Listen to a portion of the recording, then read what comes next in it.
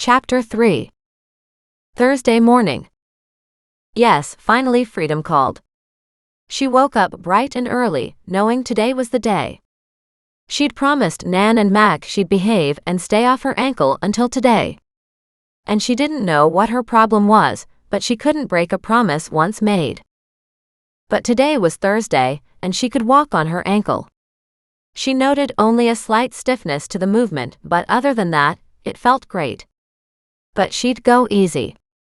No running or long walks for a few days. She'd ease into those. She got dressed and went into the kitchen. She'd have to ask Mac to move her mattress back upstairs when he came by next. She fed her animals, which made them all very happy. With her first cup of coffee, she stepped out onto the deck and walked to the water's edge, absolutely loving the fresh air and the soothing sounds of the water, her trio glad to be outside as well. It was a beautiful sunny morning and an absolutely gorgeous day. She looked at how her little creek had turned more into a river here as it neared the lake itself, and the river was quite a bit higher than she had expected. Also a lot faster moving now. She studied the little bridge and frowned. Mac must have fixed it because the broken boards were gone. All of them, it seemed. The bridge had brand new flooring. She smiled.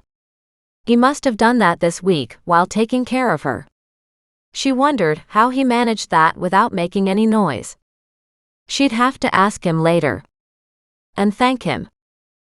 She turned slowly and made her way carefully back to the cafe table on her veranda, testing her ankle. All good, she thought. Then she sat down, only to wince as something poked her hip. She reached inside her pocket to find the metal pieces Thaddeus had found before her tumble into the water. She'd forgotten about them. After Mac had helped get her home, she'd quickly changed out of her wet clothes and Mac had done laundry for her. She'd been living in dresses all week. Until this morning. At least the metal pieces were clean now. With her coffee gone, she walked back inside, refilled her mug, then came out and picked up her shovel. She'd missed her garden all week too. No one came to weed her beds. And she had Millicent's to do tomorrow too, if she was up to it. Which she already planned to do. After weeding one bed, she checked the discharge from the sump pump hoses that lay stretched across her yard, but no water came from them. With that reassurance, she returned to her gardening. She studied the two little tags once more and then shoved them back into her pocket. Just as she went to pick up the shovel again, her phone rang. "Good morning, Nan." "My, don't you sound better," Nan said. "Are you outside?" "I feel better too. And yes, I'm out working in the garden." "Well, that's much safer than catching robbers and murderers," Nan said. "How about tea?"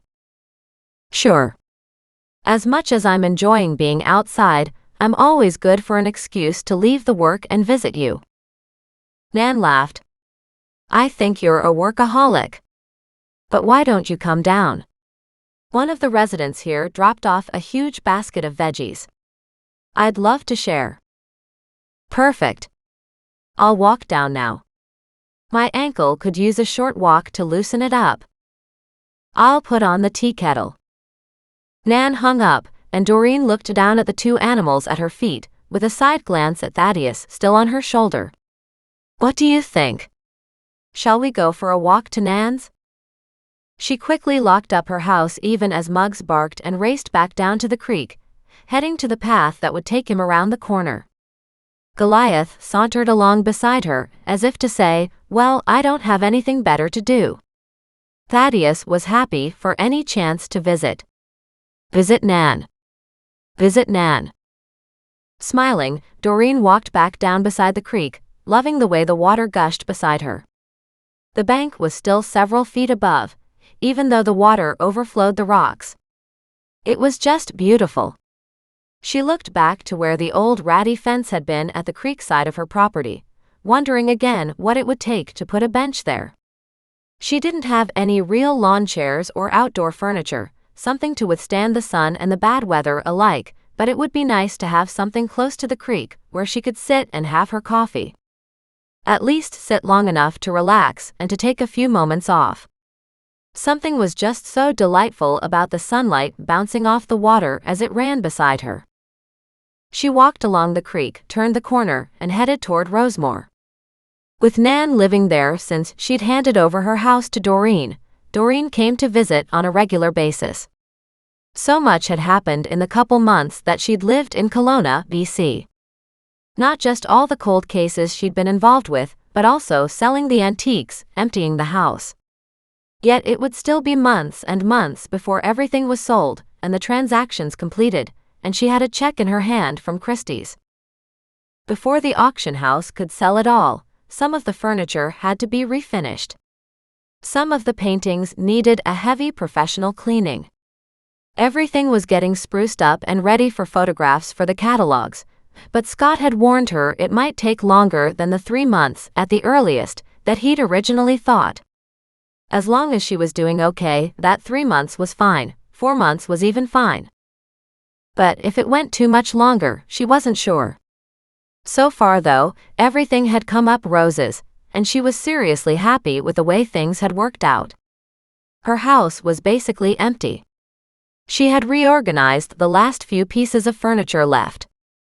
She had an old bed to get rid of in the spare bedroom. Thinking of that, she brought out her phone and jotted down a note to contact Mac about a dump run. As she walked forward, Muggs barked. Huffing, he picked up his pace and ran, and she looked up to see Nan, standing at the edge of her little patio, waiting for her and the animals.